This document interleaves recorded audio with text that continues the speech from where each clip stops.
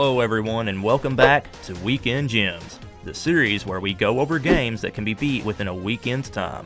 Sorry it's been so long we've done one of these, but we will try to keep things back on track and have one ready for you each weekend moving forward. That being said, because it's been so long, I felt a 2-for-1 deal was best, and it's what's been on my mind a lot lately, and I kind of just feel like talking about both of them. That being said, the Earthworm Jim series.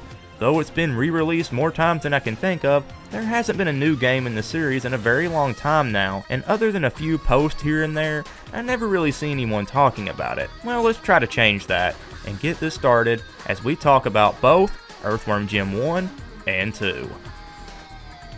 For anyone that doesn't know, the series at its core is, well, side-scrolling platformers. It featured an earthworm named Jim that used a robotic suit to move around and have different abilities. You would be equipped with a gun for some shooter action. In total, there would go on to be 4 titles in the series' lifespan. The other 2 in question being Earthworm Jim 3D for the Nintendo 64, a 3D platformer that, while not terrible, honestly wasn't that memorable. Also, the 1999 Game Boy Color title Earthworm Jim Menace to the Galaxy, another platformer. We might go over these 2 titles in a second episode in the future, so I'll not focus on them too much here. But to sum it up, the game starred Jim's evil twin running amok around the galaxy with you having to stop him. A second player could play as a character known as Snot. The gameplay was the same as the first 2, but simplified. Anyway, let's move on. Since then, the original Earthworm Jim has seen re-release in HD for the PlayStation Network and Xbox Live services in 2010. A Part 4 was announced back in 2008, but obviously nothing has been stated since then. Or has there? Stay tuned to the end for more on this. Before we move on to the gameplay in detail and dive into each game, let's go over a little history. The game was created by Doug Tenable. He is an animator, writer, comic book artist, and all-around skilled individual.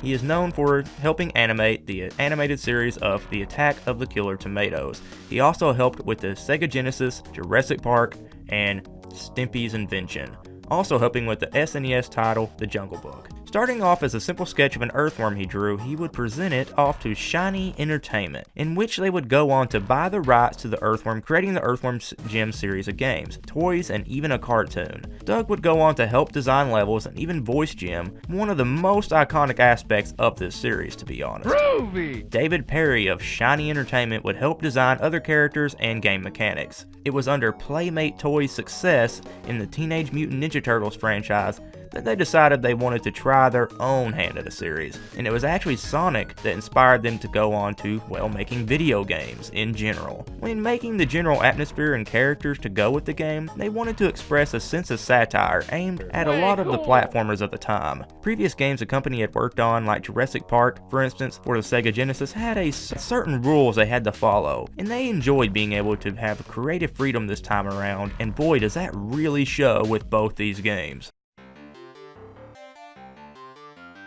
The story of Earthworm Jim started as Psy-Crow, a bounty hunter crow that was on his way to deliver the Super Suit, otherwise known as the ultra high-tech, indestructible, super space cyber suit. Wow, that's a mouthful. Anyway, he was delivering this to Queen Slug for a Butt. Along the way, getting into a conflict with another spacecraft, he would lose the suit and it would fall to Earth, where Jim would crawl inside and our adventure would begin. The gameplay was a run-and-gun experience for the most part, with the ability to use Jim's head as a whip to climb up hard-to-reach areas in the game, or to also grab onto certain hooks, and most importantly, to smack many enemies with that you'll meet along the way. There are other elements of this game you'll find as you venture your way through, like needing to control a god-awful watercraft that is not only timed, but if you make a slight scratch against the wall, well, too many times, and it's gonna break. This was always my least favorite level, but don't let that fool you. Being able to ride a hamster within the same level more than makes up for that fact.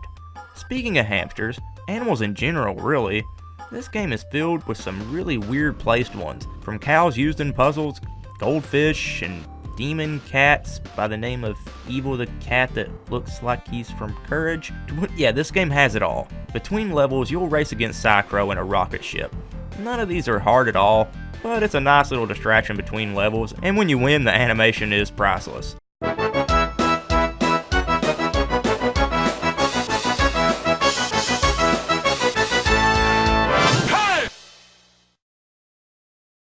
The levels in this game definitely take you for a trip and will be as a shock to most. There's a level where you go to hell where you fight previously mentioned Evil the Cat, and the level's name is What the Heck.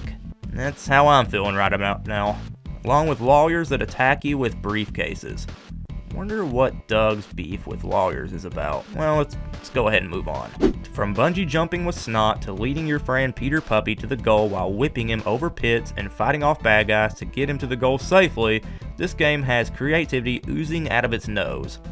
Sorry, I know it's a little bit gross, but it suits the game we're talking about, and hey, there are a lot worse places that you could be oozing out of. Never mind, anyway, yeah. The game would go on to be praised for its hand-drawn style and wacky atmosphere, being awarded Best Genesis Game of 1994 by Electronic Gaming Monthly, and that same year winning Best Character from them as well. Also with Nintendo Power listing him as their 16th favorite hero, jokingly saying he was a role model for invertebrates everywhere. Queen Slug for a Butt, aka Queen Pulsating, Bloated, Festering, Sweaty, Pus-Filled. Okay, we get it, game. Jesus, wow. Yeah, no one come at me saying this video is for kids. Seriously, you're not watching the same video as me. Anyway, she would be the final boss for the first title. She is the sister to the princess of the game, Princess What's-Her-Name. A stab at how platformers at the time used so many female characters as throwaway characters, just simply there to be saved and nothing more. It's not just the gameplay and atmosphere that made this game so memorable. The music was some of the best of the entire 16-bit library of music. Some you will definitely notice, and some will stay in your head for weeks to come. I've been using nothing but this title's music so far, so I hope you've enjoyed it. Hard to explain music, it's best to listen and hear it for yourself. That being said, not only the music but the sound effects are also great. Many argue over the sound quality between the SNES and Genesis versions of the games, but honestly, I say, whatever one floats your boat, you can't really go wrong. That's not saying there isn't any difference between the versions. While the SNES title held a better color palette, the Genesis title held an extra level, and better sound as I just stated a moment ago. At the end of the day, if sounds matter more to you, or if visual matters more to you, it's all up to you. But to me, the extra level matters the most, so we'll go with the Genesis version. That about covers all things from the first title, so let's waste no time and move right along to the second. Yeah! Ooh.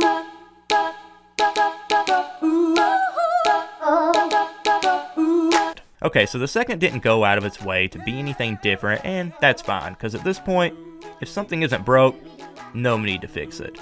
Unless you're an over 20-year-old game company that's done little to change in the last few years. Okay, we spent enough time about that on this channel. Let's move on. With the story this time, focusing on Psychro kidnapping Princess What's-Her-Name, taking on Jim in order to make her his wife. Some Bowser-like stuff going on, but considering the mindset of the developer, that comes as little to no surprise to anyone here. New guns with abilities like killing all enemies on the screen and auto-aiming were introduced for this outing, and Jim would have a sidekick this time around with the ability to be used as a parachute when jumping and used to stick to certain sticky surfaces that you normally wouldn't be able to do with your head. The music this time around would be just as good as the original, if not better. I was blown away by some of the catchy tunes on display here. Though the game played mostly like the first, it was praised for its minigame-like levels for being different at the time compared to so many other games. Things like using an inflated version of Jim's head to float through a level, avoiding sharp objects in your path that would send you back to the start if you touch them, or even a game show-like minigame within the same level that you would play as a blind salamander version of Jim. This game was ate up with some unique ideas and didn't even end with the typical boss fight. You'd instead race with Psychro in an obstacle course. The game would be very well received and even be declared as better overall than the original title by reviewers like IGN. And there you have it. That pretty much sums up both games without completely ripping them apart and taking too much of your time. I hope you enjoyed this look at the series. Over the years, we've not seen or heard much from Jim. From his guest appearance in Clay Fighter 63 and 1/3 in 1997, to the more recent Indiegogo of May 2019 to publish an Earthworm Jim graphic novel from series creator Doug under the much suitable name, if you know the series, Launch of the Cow. We've not heard much from the franchise in many years. Will we ever see him return to gaming? Well, yeah, actually. There is indeed a new title in development from the members of the original team. This will be released on the new Intellivision console launching on October 10th, 2020. Yeah, you heard that right. This includes the masterminds behind the music, Tommy Tallarico. I won't lie, I would love to see this title make its way to the Nintendo Switch, but having a new title in the series at all is enough to win me over with this new console. Will I be buying one? Well, we'll have to see how good the game is before I go doing anything like that. Nonetheless, if they've wanted to sell a system, I think they picked the right series to bring to the platform to do so. Now this shouldn't surprise anyone, as Tommy is also the creator of the new console and the CEO and president of Intellivision Games. Probably should have led the video with this information, but I wanted to save this for some good news at the end for the ones that weren't aware of it yet. Well guys, it's been fun as always, but I'm sure you've got things to do with your day. And if you don't have anything else to do with your day, why not take the time to help us out by taking a second to hit that subscription button. It takes 2 seconds and it would really help us out. We are 4 subs away from 100. While you're at it, hit that bell to be notified when we upload. If you've got any memories with the series or any gems you'd like to see us cover, as always, feel free to share them in the comments below. I hope everyone has a great day and looks forward to the next video. Till then, this has been Weekend Moblin saying, stay tuned, till next time.